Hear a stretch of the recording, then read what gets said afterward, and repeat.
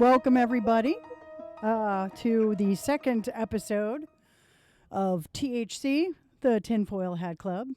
This is Bigfoot Dueling Conspiracy Theories. I am one of your hosts, Jhada Adams. I'm a spirit worker, a necromancer. I do a lot of witchy shit, and I also consider myself a cryptid as a non-binary trans person. Doc Mannix is, as he states, an occult phenomenologist and a conspiracy specialist. Not by choice. That's what happened. All the phenomena seem to relate to. There's always conspiracy theories around the phenomena. Exactly. Oh my When you God. study occult phenomena, you wind up studying conspiracy theories about the phenomena. And then And the you phenomenon we're see talking how, about today is yeah, the phenomenon Bigfoot. indeed. I think we would be remiss if we didn't start by speaking about the death of the great Jeff Meldrum, professor of anthropology and of anatomy and anthropology at Idaho State University, author of 2006's Sasquatch Legend Meets Science, an expert on primate foot morphology who had a collection of thousands of foot casts from an unknown non-human primate taken from all over the United States, some of which had morphological features, including dermal ridges, which is how scientists say fingerprints on your toes, um, from the same individuals. An individual with a disabling foot injury that had healed, so you could readily recognize that this foot had been broken and grown back kind of twisted. In multiple parts of the country, he found casts from that individual. Wow. Which I don't know how you deny that as scientific evidence of an unknown primate in North America. But there's certainly a number of conspiracy theories around Dr. Meldrum and why his colleagues absolutely refused to uh, look at his evidence. I mean, the one thing I saw on his Wikipedia page was a critic who basically said that Meldrum, an expert in primate foot morphology and a tenured professor at a state university, didn't know how to evaluate evidence, which, as far as I'm concerned, is just a cheap ad hominem. Yeah. Like saying I read his book and he doesn't understand how to evaluate evidence. It's like you sound like you are either too biased to evaluate his evidence, or you're part of a conspiracy to discredit him. Yes. Oh. Yes. So rest in requiet per pace, Jeff Meldrum, who was, after the late Grover Krantz, one of the foremost academic authorities promoting the existence of these unknown creatures. And, seemingly by all accounts, a really cool guy. And that's a good place to start. I know that you are yourself a big fan of the hairy people. I love me some Sasquatch. I was Yeah, just recently in Hocking Hills, Ohio, which is yeah, you were in prime Ohio last. Sasquatch territory. Yeah. Yeah. Now, were you up there for a squatchy thing, or were you just up there for I vibes? do want to get to a Squatch event at some point, but this is a biannual healing drum circle that a couple hundred people from all over the country come out to. And we drum in Ash Cave, which is this giant natural amphitheater. Like, I think Oh, last we month they need, just had a Philharmonic orchestra play, and the harmonics are amazing. yeah. Well, we need that. We need Yeah, we that do. these days. There's Yeah, a we lot of do. unhealed people doing unhealed shit. Yeah, having big feelings and making that everybody else's problem. Oh yeah, yeah, it's weird. That was not literally, but intellectually beaten out of me by the time I was 5. Oh man. Yeah, you have big feelings. Well, You have a maybe 10. penis and that's not to be allowed. You're only allowed anger and rage. That's it. I'm afraid. Hey, I'm hey, afraid hey, that's hey, it. hey, hey. I anger, rage, and horny. That's right. That's right. We're allowed anger. We're allowed to be angry and horny, and Anger, sometimes rage, happy, and DTF 100%. and sometimes happy. Yeah. That is Yeah. that is the full spectrum of patriarchal emotions, and I'm okay with that. I'm not complaining. So, like, I've got a bunch of names on my list, and I kind of thought I might go like semi chronologically Okay. and start with, are you familiar with Jan Carter? Jan Carter. Does not 50 ring a years bell. squat. Janice Carter? Janice Carter, she is the Oh, lady she's that the lady that lived that claimed that she she lived on said a you lived. farm, Yeah. that she had Sasquatch living on her farm, Yeah. that she had a close relationship with a whole clan of Sasquatch. When she started talking, I guess that was around 2002, 2003, early 2000s. Hmm. She and I think a woman named Mary Green put out the book 50 Years with Sasquatch. Um, Mary Green is someone I don't really feel comfortable talking about, Okay. but she she seemed to have led Janice down a primrose path that did a lot of harm to Janice's credibility and like like they did a lot of work using an outdated guide to the Cherokee language from like the 1950s that was written by a very white person, Mm. and then their own like, because Jen is taking the Sasquatch language that she heard, assuming we believe her, Yeah. Yeah. which Yeah. for now we're gonna do grace and start there, start out believing her. In my mind, literally anything is possible on a quantum level. So fuck it. Big corn, unicorn, Bigfoot, unicorns. You know, the Jersey Devil. Why Yeah, can't it all be real? Why can't we yeah. just Well, have a hard buddy. time believing it? So Jan's trying to figure out how to translate these phrases that she heard. Yeah. Mary Green is writing them down phonetically and then looking them up in an outdated Cherokee guide to the Cherokee language, Okay. and Okay. the Making assumptions essentially. making, well, like, these are semi-literate, non-college educated people trying to do high-level linguistics, Yeah. and they did poorly, Yeah. and they Yeah. got Yeah. very harshly criticized for making a lot of mistakes. Yeah. Well, didn't Mary Green write a book? 50 Years with Bigfoot, Tennessee Chronicles Yes, of Coexistence. Mary Green's book is based on her relationship with Jan. Okay, so she basically wrote about Janice. Yeah, she was Okay. basically writing Janice's experiences.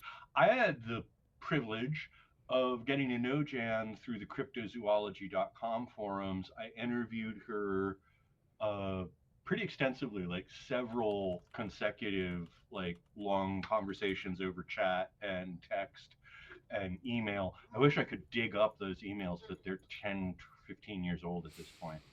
Yeah. 15, 20 years old at this Yeah, point. yeah, So yeah. like finding those would be difficult. And But she struck me as a very sincere person Mhm. who possibly had some significant childhood trauma that she was not willing to talk about, but kind Yeah. of when you know the symptoms, it's there. And easily manipulated, Hmm. um, So gullible.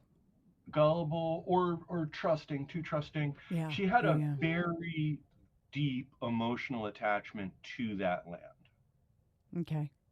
It was her grandfather's farm. Yeah. She loved her grandfather very much. She seemed to have a very idealized perception of her grandfather Yeah. that maybe wasn't consistent with reality of her grandfather.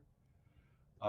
Um, uh, Bob Coppin and Jerry Bacon from the cryptozoology.com forum actually went down and did their own investigation. I think they both passed at this point. Okay. Um, I know Jerry Bacon did because he and I were friends on Facebook. But they went down to investigate.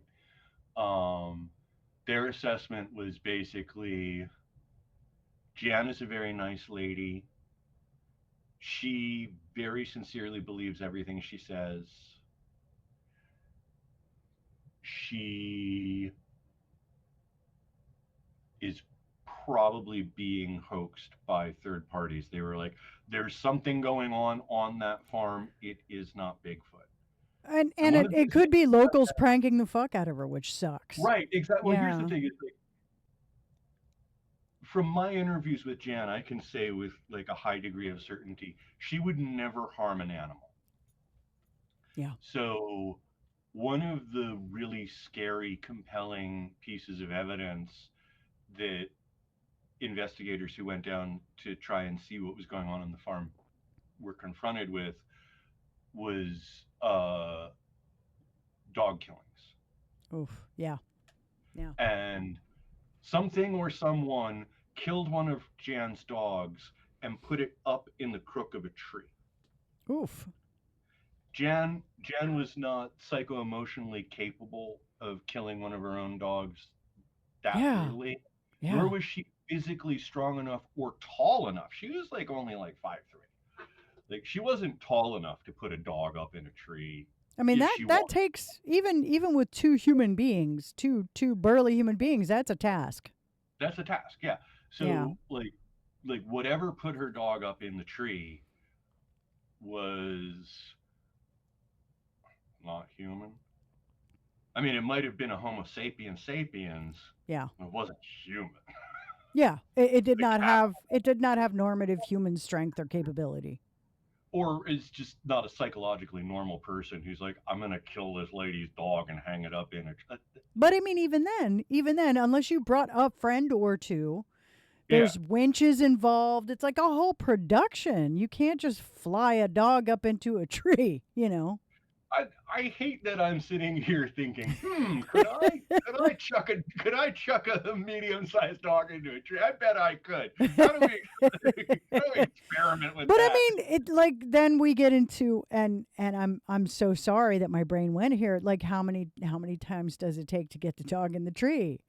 And it then becomes this gruesome gauntlet Oh yeah, of it's like the whole thing is like layers upon layers of like there's this weirdly compelling evidence like the dog killings, like the um so-called poop barn. poop barn. I just want to make sure. Say that again. Poop barn. It was actually a shed, Like Dookie. not a barn, but something had left Excreted. something had excreted a superhuman quantity of feces. Okay. Okay. Like like it was This was a it was supernatural dump.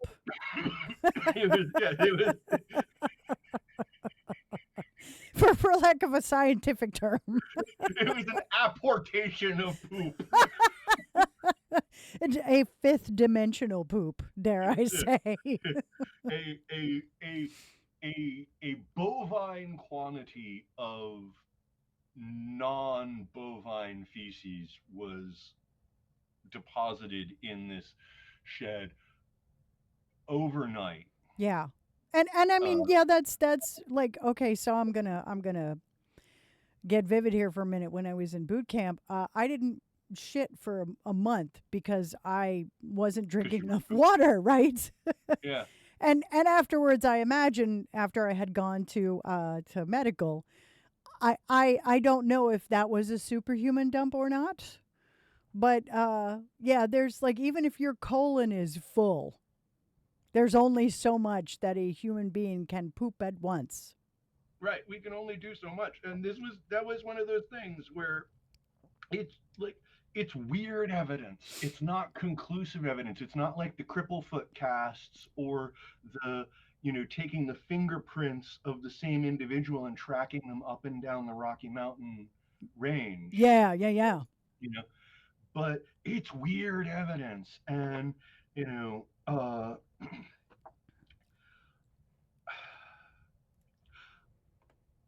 I believe there was something going on in the region of the Carter farm when Jan was a child,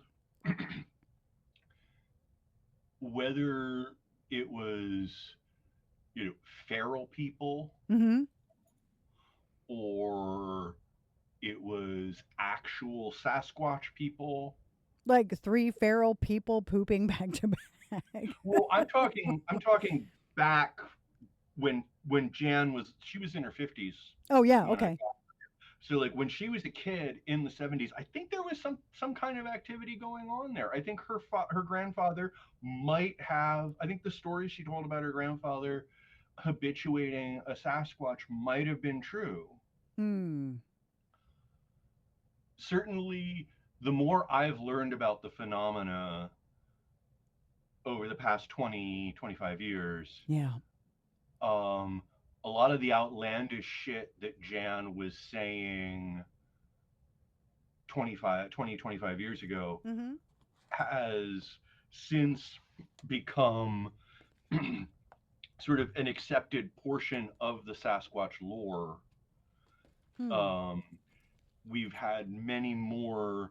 Uh, we've had many more like actual indigenous Americans, Native Americans, Indians come forward and say, "Oh yeah, they're people.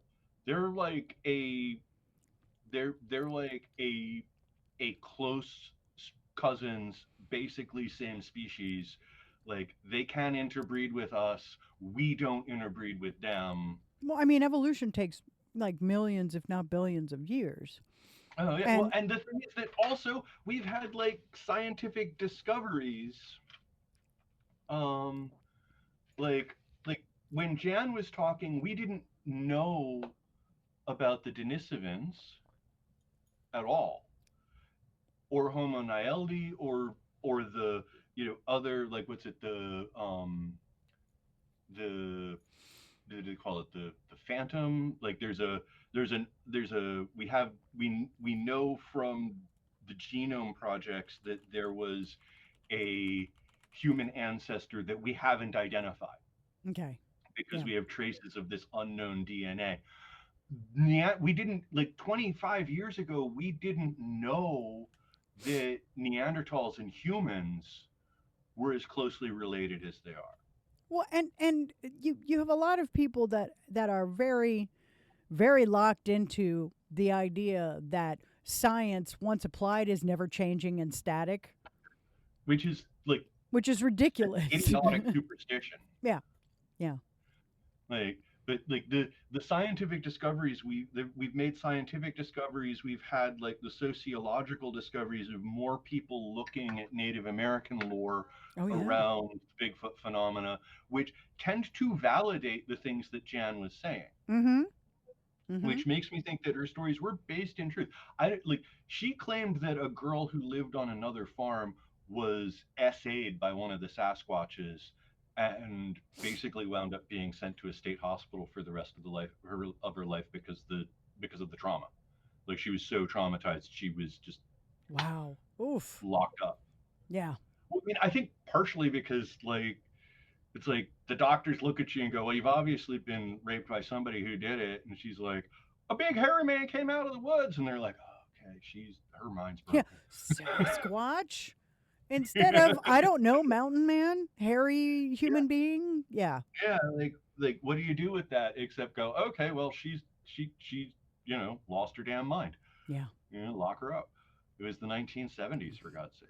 yeah, Um, yeah. And which are a we had lot yet more to. That like, was 1970s were the big expose on institutions. So yeah, yeah, yeah, yeah, yeah, yeah, yeah, yeah, yeah, yeah. But like, that came in the late 70s. yeah. Right. But so Jan's a fascinating person, but ultimately, when to tie it back to conspiracy theories, by the time Jan was making herself famous online, she was trying to stop the farm from being sold. Hmm. So it Okay. quickly became a case of she was trying to like the book was not going to be $1 million bestseller. Was it kind of like an indigenous animal that must be protected, therefore you can't sell my farm kind of thing? Yeah, she was trying to do a bit of that. She was trying to do a like maybe if we um maybe if I write a book about this, the book will make enough money that I can buy the farm outright. If then there was a the guy she was dating at the time was trying to get they were trying to make a movie Okay. with once again this like very like naive backwoodsy idea of how the world works where it's like we're gonna make a movie like Mickey Rooney and kind of like Mickey Rooney and Judy Garland going we're gonna put on a show and save the orphanage. Bring the old man home for Christmas. And like Yeah. clearly Yeah. the movie never got made. I have seared in my memory an image he sent me of himself in a like kind of cheap Sasquatch costume riding an ATV. So there is there is substantial evidence that there was some kind of hoaxery going on Yeah. Yeah. by the time she was trying to make herself famous, by the time she was trying to get the money to save the farm. Yeah. But there's also this like pathos to the hoaxery Hmm. that like she wasn't trying to get rich and famous, she was trying to save her family farm Yeah. from being sold and developed, which is what ultimately happened to it. Mm. um, and I haven't heard from her in many years. I don't know if she's still around. I have no idea what became of her. Yeah. um, but she's sort of an interesting figure when we're talking about that like dueling conspiracy theory thing Yeah. because she seems like someone who had real experiences or experiences that she very strongly believed were real and ultimately resorted to doing hoaxes to get people to pay attention and believe her. And that's when you fell the waters. Well, and it undermined her credibility. But Yeah. at the same time, going back to cryptozoology.com as like an early internet, even though it's really sort of like mid internet, early 2000s Mm. internet, like locus point of like online discussions about the phenomena. Mm-hmm. And of course, it was cryptozoology.com. So they were talking about all the phenomena, but the most active board was definitely the Sasquatch Bigfoot board. Um, and I started noticing there were certain characters who identified as skeptics and debunkers um,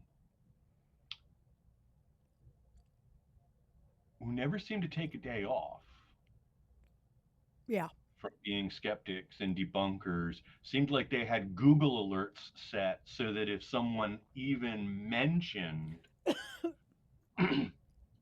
certain topics, Jan Carter, Yeah. Sylvanic, which we're about to go into, like they were Johnny on the spot, you know, to aggressively and like break, like just beat down anyone who is interested in the topic and make it impossible to have a active good faith conversation about them, their evidence, anything, Yeah. because you had these fucking goons Who would immediately come up and shit the thread up. who were just shitting the thread up, who Yep. were just making it impossible to have a back and forth. Yeah. Um, Well, and then there's an argument as to whether there's some shady government entity or some shady social entity who has taken it upon themselves to do this, or whether you just have fucking nutballs that like, oh my god, I gotta wait for the next Bigfoot posting so that I can debunk it, kind of thing. yeah. I mean, and it's Both are possible. both about well, and it could have been a combination of the two. I was just about to talk about a guy named Tony Cannon. Okay.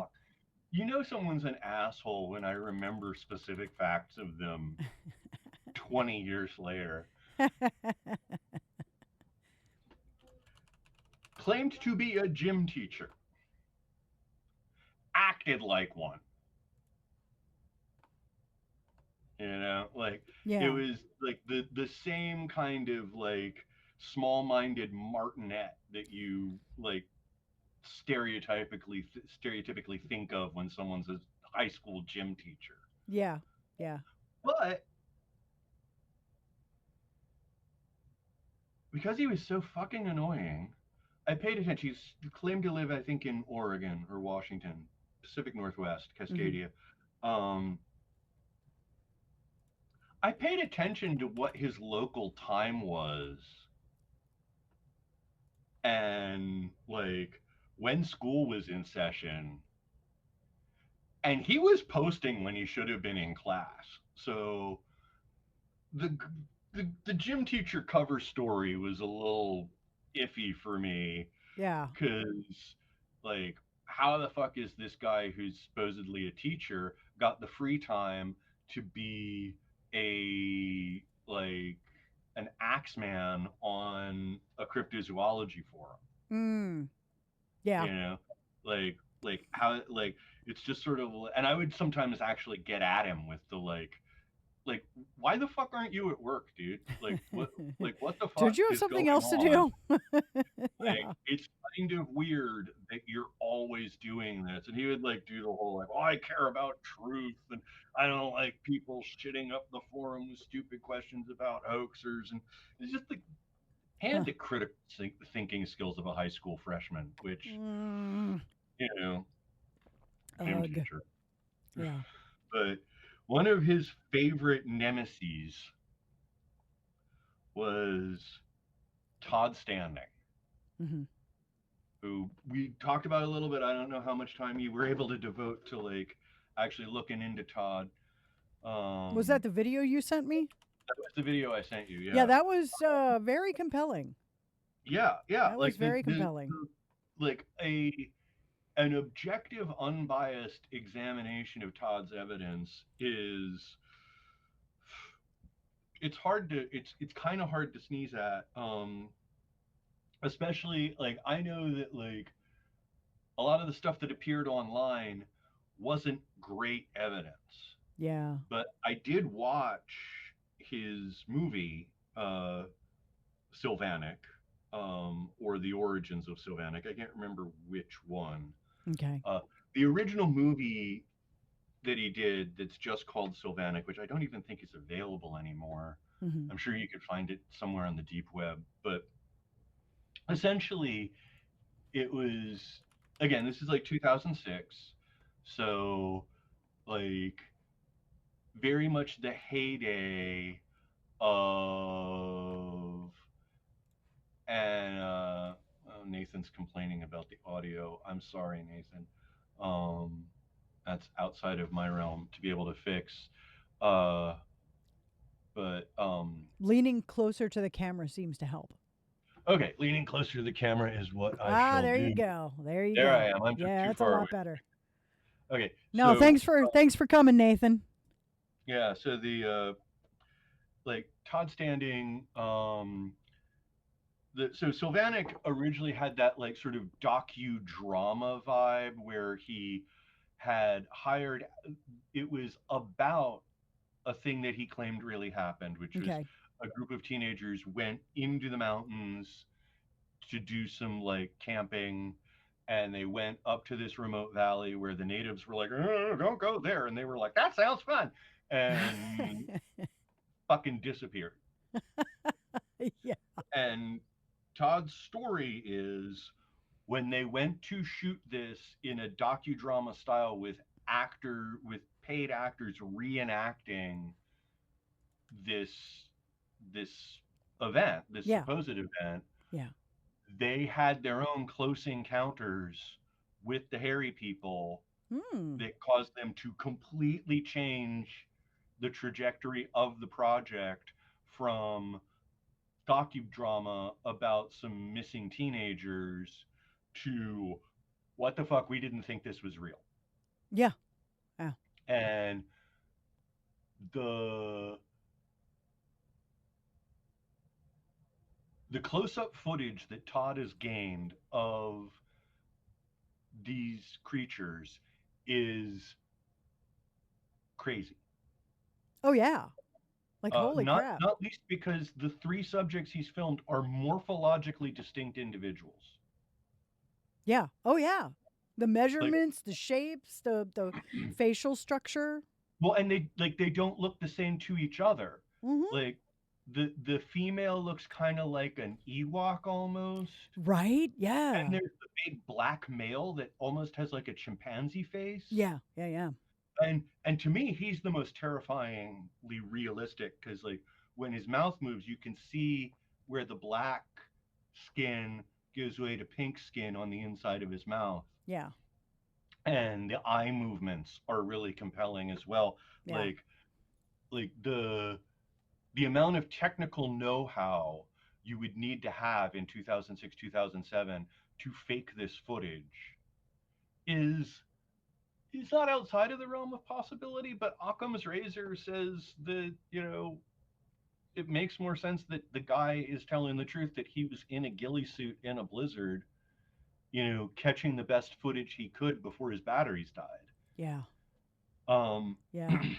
Yeah. Nathan is and saying, I didn't think Bigfoot was real either until I moved to Tennessee. Like I believed in UFOs because I saw a bona fide UFO real up close with six other witnesses, so I believe in them.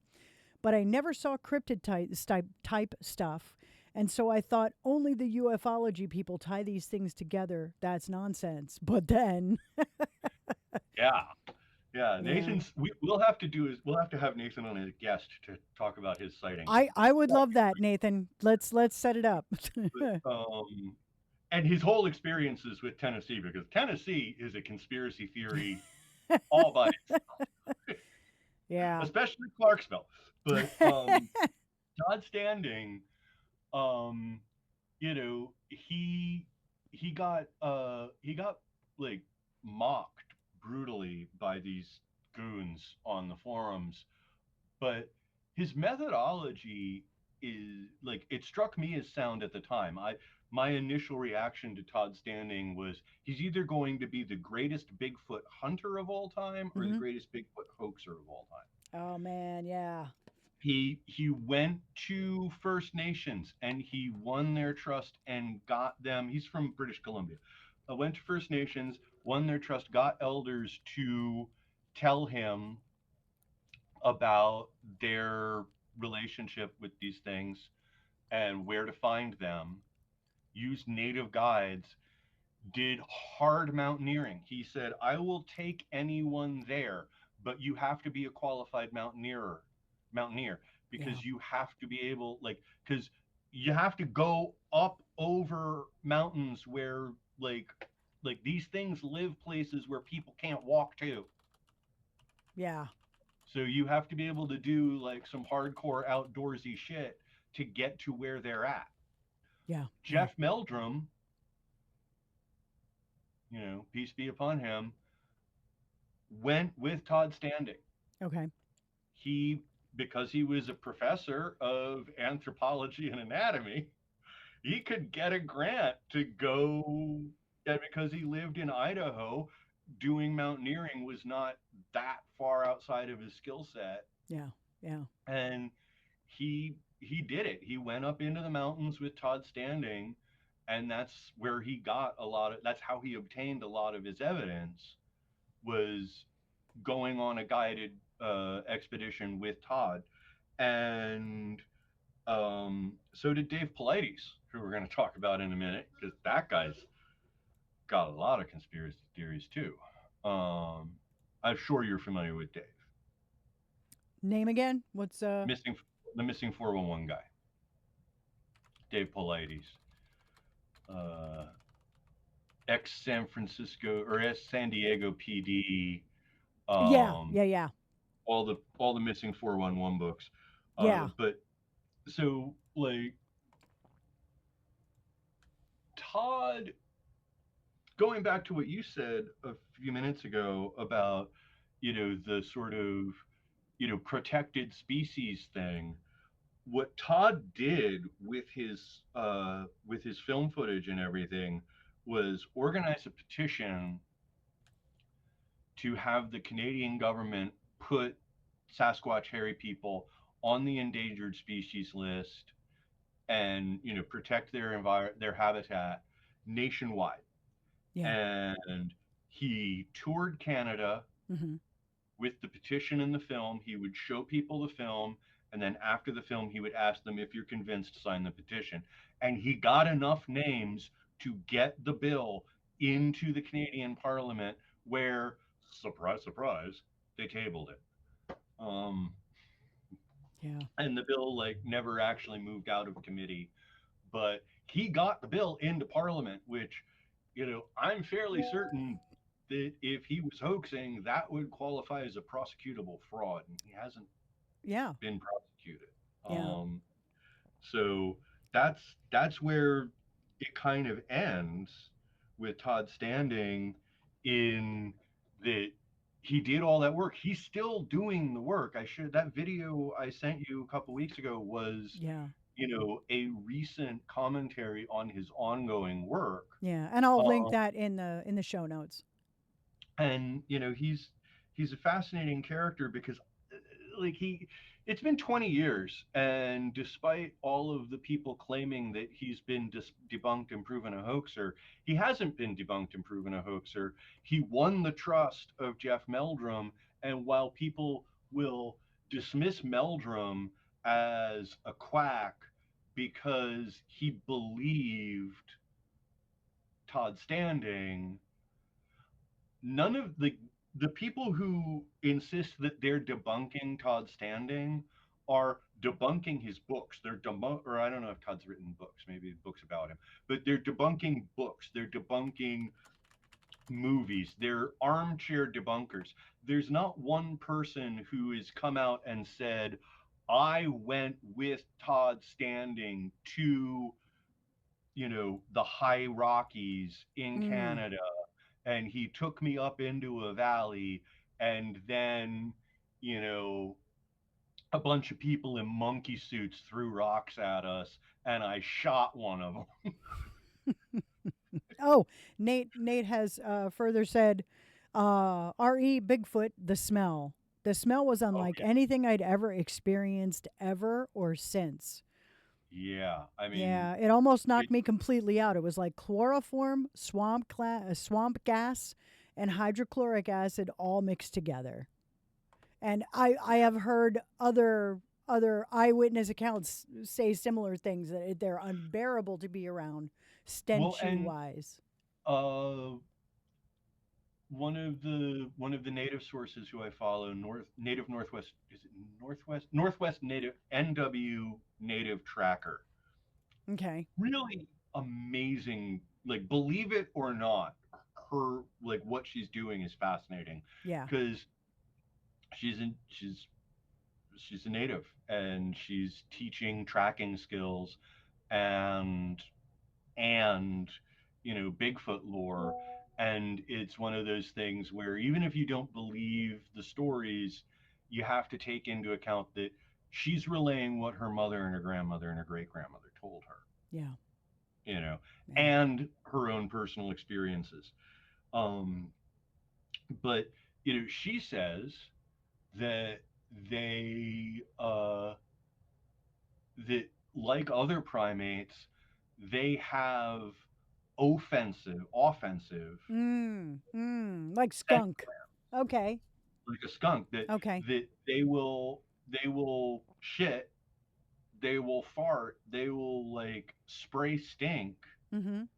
and the angrier they are, the more emotionally activated they are, the worse it smells. Oh goodness. And that they do that as a way to, because they are capable of extreme violence, but they don't like to do it. Yeah. He says sharp, pungent, like it made touch contact with the olfactories, like it went up my nose and started antagonizing each individual receptor with name calling and stealing the lunch money and everything. It mugged my sinuses. Yes, I remember when that happened, and Oh. I was like, "Yeah, that sounds like Bigfoot, man. Like that sounds exactly like a Bigfoot attack or a I know Bigfoot that encounter." carnivores are usually like bears, stenchy, you Yeah, know. bears stink. Yeah, Yeah, well, yeah. and like like the Todd Standing thing, the other person who went with Todd Standing and who has done the same method of going to natives, asking the natives to show them where to find them, Yeah. is Dave Pilates. Okay. And Dave Pilates is a great person to talk about when it comes to the dueling conspiracy theories, because Dave Pilates is a guy who, when you talk about his background, he's either highly credible or zero credibility, depending on where you are on the ACAB spectrum. Gotcha. Because Dave was a detective with the San Diego Police Department. Hmm. Um, Embarrassingly, he had to resign because of a very sketchy deal with, basically um, he was getting sports celebrity signature, or athletics signatures, like baseball players, I think, signatures, to sell for a police auction and then selling them on the private market Hmm. for profit, which is, Not you know, really kosher. no, not really kosher. I mean, it's not like high corruption either. I mean, it's like I can totally see the merits of the counter narrative that, you know the signatures that didn't sell at auction were up for grabs, and so he just took them and sold them to a collector and pocketed the money, or didn't like properly redistribute the money he got or whatever. It's just sort of like, a sloppy mistake with items that were left over after the auction isn't implausible. Yeah. It's not, and it's not like hiding evidence, kind Yeah. of. It's not like Yeah. planting evidence, high corruption court case shit. It's like, oh, he did an unethical thing and he got slapped on the wrist and he had to go into private security. And as a private security guy, one of the like rich weirdos that he worked for was like, "Do you think you could help me prove Bigfoot is real?" And Dave was like, "Sure, that sounds fun." So they went to the Hooper Reservation. They sat down with eyewitnesses. They made them sign affidavits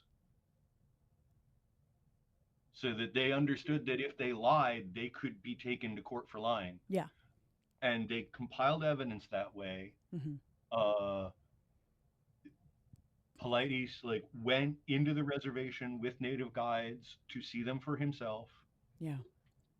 and he wrote this like fascinating book, The Hoopa Project, Hmm. about that experience, with lots of evidence and information about like what he saw.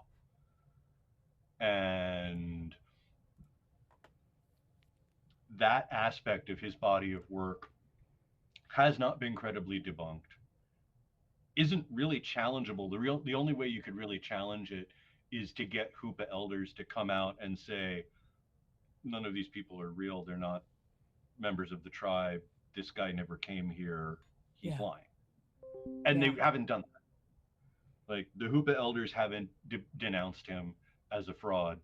And so we don't have a lot of bad information. But the missing 411 shit is a little more sketchy. Hmm. Because I have suspected for a long time that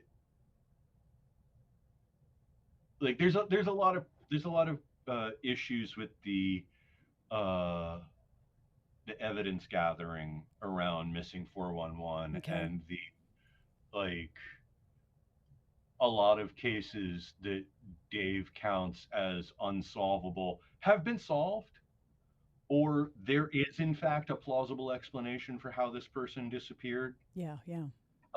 and it's not as big of a mystery. Um, Well, I there's mean, been some, it's like the people that do ghost hunting. 95% of it is like nothing happening, and so yeah. you Well, kind of gotta.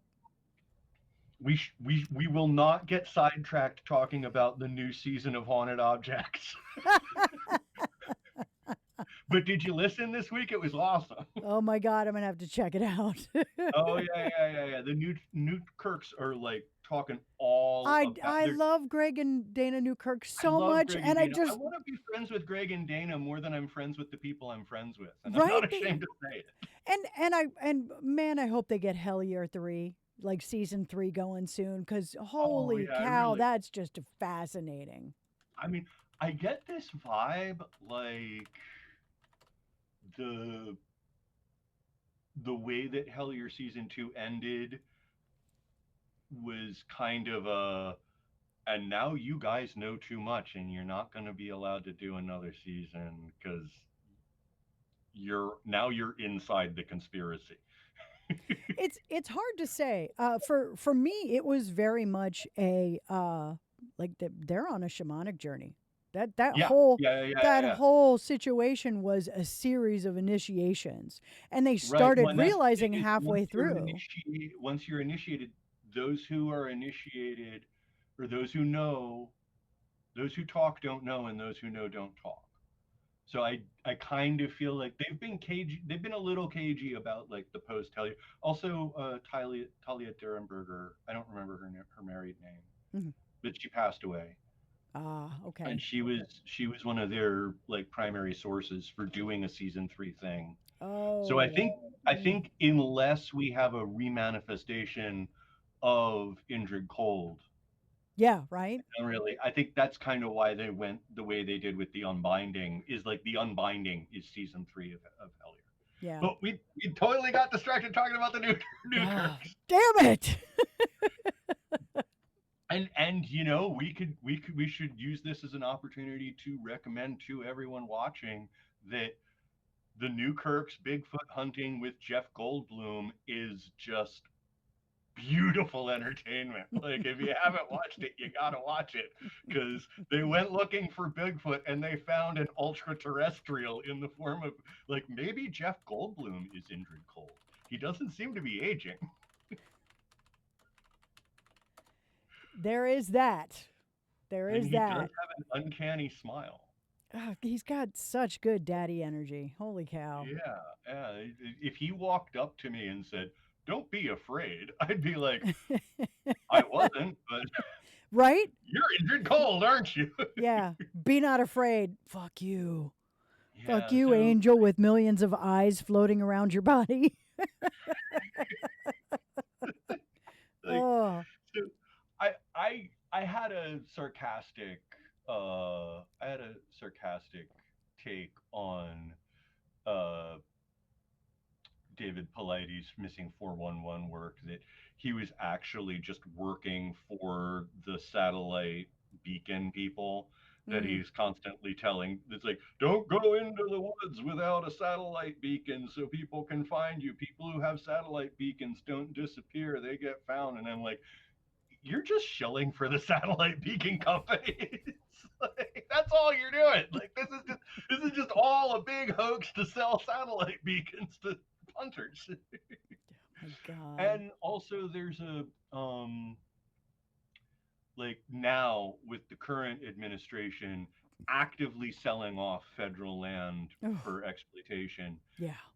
like the creepier conspiracy theory that maybe not the government, but those people who control the government. Yes. Oz. Oz the great and powerful. Yeah. Yeah, the The people the with the people real who money aren't and the the, power who the aren't in people the who aren't news.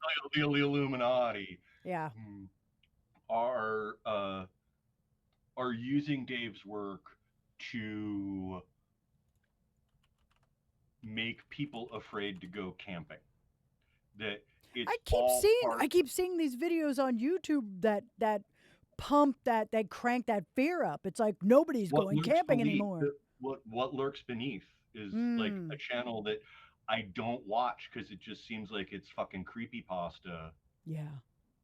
But there's something to the sense of a lot of the like feral people, dog man, missing 411, all sorts of come together of you don't want to go on federal lands. The reason that those lands are sectioned off by the government is because they're not safe. There's feral people, there's dog men, there's portals opening and swallowing people into alternate dimensions. And, I would love all of that shit to be cool because I want the world to be more interesting than it is because there's nothing I hate as much as I hate a banal atheistic reality. Oh my God, right?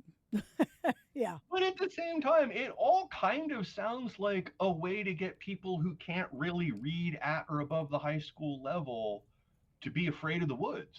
Well, it's like telling, you shall not eat shellfish. And that's pretty much because the way they prepared it 2,000 years ago was killing people. Well, yeah, yeah, you yeah, yeah. know? But that's the thing. It's like if that's the other side of it is if these things are real, if these phenomena are occurring, and we're not being lied to, and there isn't a big conspiracy to deceive us into believing in them, Yeah. then shit, the woods aren't safe. Punters shouldn't be going out there. Oh, the woods aren't safe to begin with, even with just the wildlife that exists now. The woods are not Right. safe. Human Well, beings don't have teeth and claws. We don't have fur to well, protect and us. We, shit, there is a lot of data to back up the man or bear choice. Like, yeah. like the men are definitely the more like human beings don't have all of those teeth, all of those fangs and claws and armor, but we do have an uncanny ability to kill each other. Well, and the whole cat like torturing people. That's I Yeah, mean, yeah, yeah. yeah. There's worse things than getting hit by a bear, Yeah, there are. and like serial killers are right at the top of that list. Yeah. The so like I don't like the idea of you know soft people people who can barely survive in an urban environment Yeah. Yeah. shouldn't But I really mean be going out in the woods. at some point, you kind of hope we get to a society where soft people do happily exist alongside people who are not so soft. Well, I mean, like I think that like how we imagine soft people needs to change because you can be a soft person Mhm.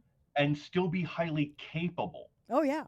Oh yeah. You can be a soft person and know how to, you know, make a fire and butcher a kill and lay a trap and use a gun and do all of those things that need to be done. And because you're a soft person, you won't do them in a savage way Yeah. because we do need to move away from savagery. we need to move away from violence as a default, both in speech Right, and in manner. And right. and right now, the every debate is two chihuahuas tearing at each other. And at some point, we have to kind of pull back and have a rational discussion about really uncomfortable things. Bring in the Great Danes that only have to bark once quietly, and the Chihuahuas flee the room. Yeah. That's what we So, need. so we got 5 minutes left. Yeah, Yeah. So, wrapping this up, do we yeah. think that Bigfoots are real, or do we think that they are a conspiracy? Okay, I'm going to say this. I know they are a spirit being because that is how I have interacted with them most. Okay. Uh, Visions, uncanny dreams, whatever you want to call it. Bigfoot is literally my spirit animal. I've talked to natives about this. Nice. Like, Okay. literally, that's my spirit animal. When I have a Bigfoot dream, it means something. Mm-hmm. I I sense them in the woods, Mm-hmm. which is weird because of where I live. We don't Yeah, in the we city, don't have they're Bigfoot. yeah, exactly. We don't have Bigfoot in Rock Creek Park, except maybe we do. Maybe we do. I As spirit, as non-corporeal spiritual entities, they can be anywhere, and I know that. Yeah. Um, and about 30 years ago, I was down on the edge of the woods late at night, and I heard something rustling around in the trees, and I was peering in, trying to see it, and whatever it was screamed at me, terrified me. I went stumbling back up a hill, Yeah. slipping on the grass, Oh wow. pulled myself together, and was just like, "You just got spooked by a grouse, you idiot." And subsequently, I learned that we don't have large ground fowl. Yeah. It wasn't a grouse, whatever it was, and I can't say I saw what it was, but since then, I have read and heard so many stories of the Bigfoot scream experience Yeah. that I've been forced to reassess what that encounter was. Yeah. Um, so like definitely a spiritual entity. I'm increasingly, pardon me, I'm increasingly convinced that they are also a corporeal thing. It's Yeah. like we were talking about the Newkirks, and they're ghost hunters, and we blithely accept, believe it or not, skeptic or no, we blithely accept the idea that you know people have ghosts, that that that people that people ghosts are a thing, whether you believe they're a real thing or a made up thing. People ghosts are a thing. Yeah. So I don't feel like it's any great intellectual leap to say, well, if people have ghosts, Sasquatch can have ghosts. Well, I mean, So everything can have ghosts. They're all yeah, echoes, and right, exactly. So if Sasquatch if Sasquatch exists as a corporeal being, it can exist as a ghost. Maybe there's more ghosts of Sasquatch moving around in the woods than there are living, breathing, physical, pooping Sasquatches. well, And and that's to why, to take it to the really fringe area, Sasquatch is everything can exist on a quantum level. We just don't know how to access it, and until then, we're time locked. And well, and and yeah, and perhaps that's why perhaps Sasquatch is one of those beings that has figured out a way to step outside of time. Eric Burtgeit, I can't remember how his last name was spelled. There was a guy, he went by EB in the cryptozoology forums. Mm-hmm. 25 years ago, he was talking about like when quantum theory was very rudimentary, Oh but he yeah, was talking about Bigfoot, Sasquatches being trans-dimensional beings, that that would not surprise were me. they were able to apport and teleport, and Owesa, Northwest Native Tracker, has said that, like, the way she explains it, and it was uncanny when I heard her explain it because it's a theory I've had in the back of my head for years. They, instead of developing the material technology that we rely on, they developed spiritual quantum technology to be able to do things like astral project Yeah. and, Yeah. you know, But what if they didn't? teleport. What if they didn't develop it? What if they remembered it? What if that's part of a core part of who we are as human beings, and we are kept from it Maybe because we are maybe so we wrapped into for maybe drama? they didn't develop it. Maybe we forgot it. Yeah. Yeah. Like, because certainly, like, a lot of this stuff was just taken for granted in the pre-modern world. Mm-hmm. Like, before 1600. Well, actually, no. Like, before the, was it canon episcopae is in like the 1100s, Mm. when the Catholic Church said, uh, you can't prosecute people for witchcraft because witchcraft isn't real. like, Yeah. like, Well, we're so getting we're getting we're getting far afield, and we're at a point where we should we're probably running low wrap on up. We're time, and if we keep talking, we're going to get into what can Bigfoot shamans do. yeah. Yeah. Because the idea that Bigfoot could have shamans and that those shamans could have all kinds of psychic abilities that our shamans have. Well, I mean, shaman, mystic. Yeah, It's all. I tend to think that people who are who are labeled by their communities as shaman and mystics, as opposed to somebody stepping up and going, "I am great grandpooba shaman and mhm. mystic." You have a deeper understanding of reality because you sit with it. You know, It's you a deeper park with reality. it, and yeah, You're engaging with that deeper reality, and that's fascinating stuff. it But really is. But that's for definitely a topic. another episode. Yeah, definitely a topic for another day. We've covered the dueling conspiracy theories. Either they're real, and there's a conspiracy among the capitalist class who never ever engage in conspiracies ever. Ever. They're so Ever. They don't reliable. do that. They're too good for that. Oh yeah. Capitalism certainly isn't a conspiracy in and of itself. Or a bunch of people, from college professors to, meemaws, are all hoaxing us. Yeah. Which do you choose to believe? Are we all getting hoaxed by college professors and meemaws?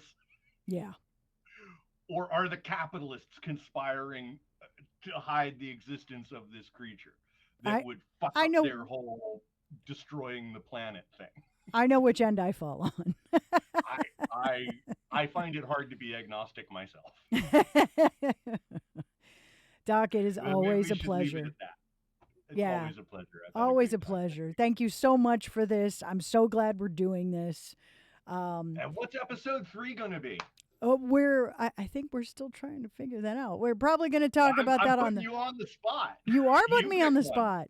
I mean, Yeah. okay, so if we want to get really really awful, we could talk about the Eye of the Chicken Hawk Fuck conspiracy, it, which let's is do it. Let's talk about the whole spooky Epstein Franklin oh thing.